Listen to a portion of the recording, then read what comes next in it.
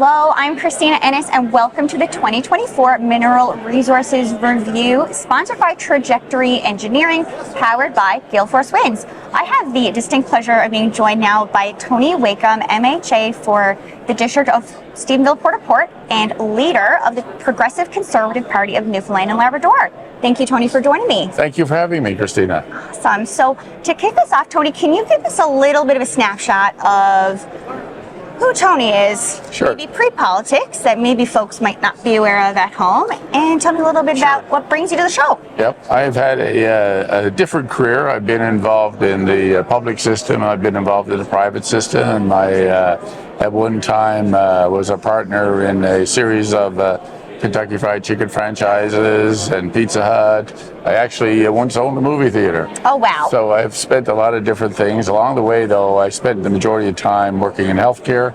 My last job before I got into politics was the CEO of Labrador Health. Right. And when that contract was up, I was approached to think about entering politics, which I did. And then I was fortunate last year to be elected the leader of the Progressive Conservative Party of Newfoundland and Labrador, and here I am today. Here we are today. Well, congratulations. It's been an exciting adventure and lots of exciting things to come as well.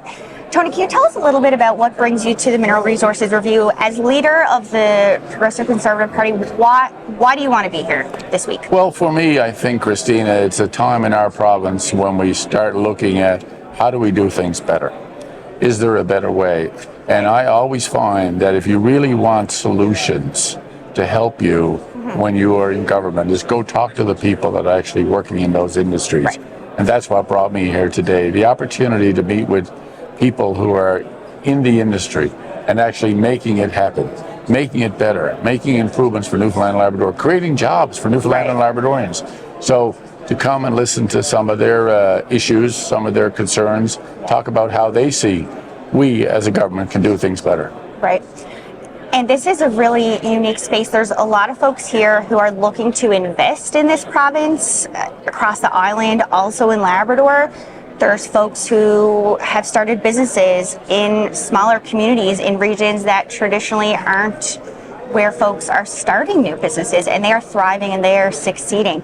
What are some of the things that you think the mining sector could benefit from in terms of maybe policy or process or programs that could enhance our ability to grow the mining sector? Absolutely. I think what I've heard this morning, again, is how do we make the process more seamless? Right. You know, we talk about red tape and what that is. Well, red tape is when, you submit an application and to get something done and you wait months and months and months before anything ever gets approved. There's lots of examples of red tape. So the stories I heard this morning are not about necessarily the process, it's the timing of the process. At which the process moves. Exactly. Right. And making sure that how do we make sure they're timely?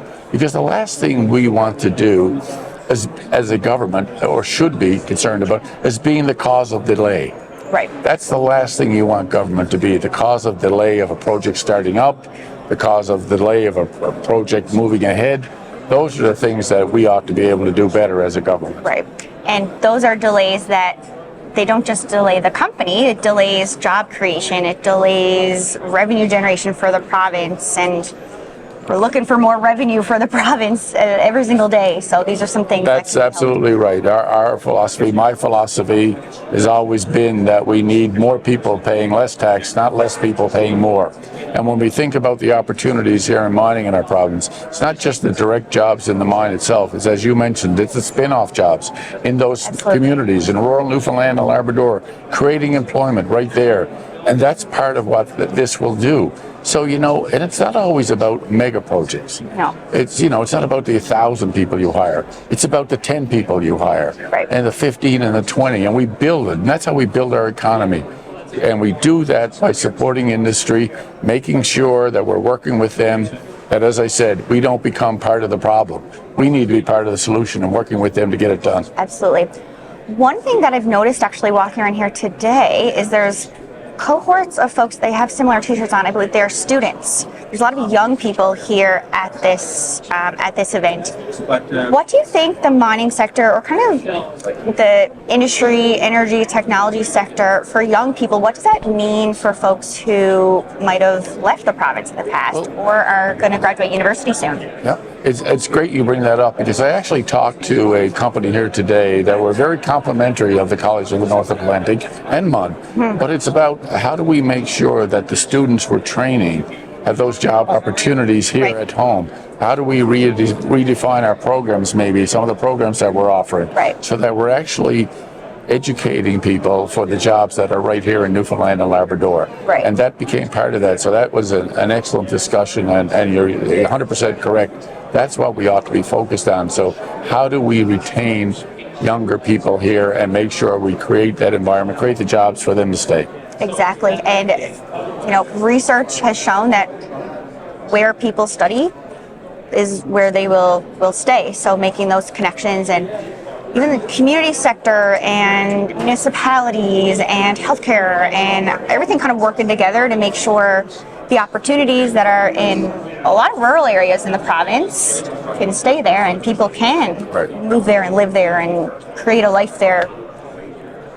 And it comes back to it. I know it's a cliche and people use it all the time when they say, government doesn't create the jobs, it creates the environment. That's what we have to be focused on. We should never lose sight of the fact that government has a responsibility to grow our economy. And how they do that is by making sure that businesses can come and invest in Newfoundland and Labrador and can make money. Businesses need to make money.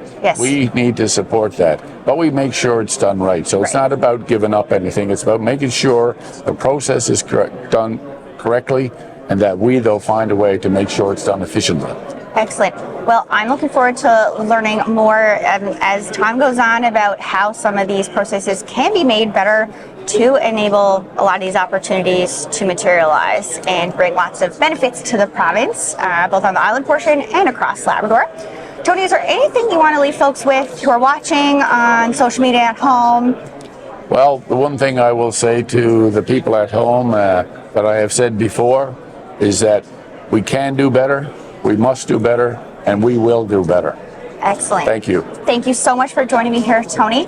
And stay tuned, folks, for more here in St. John's, Newfoundland, Labrador at the Mineral Resources Review.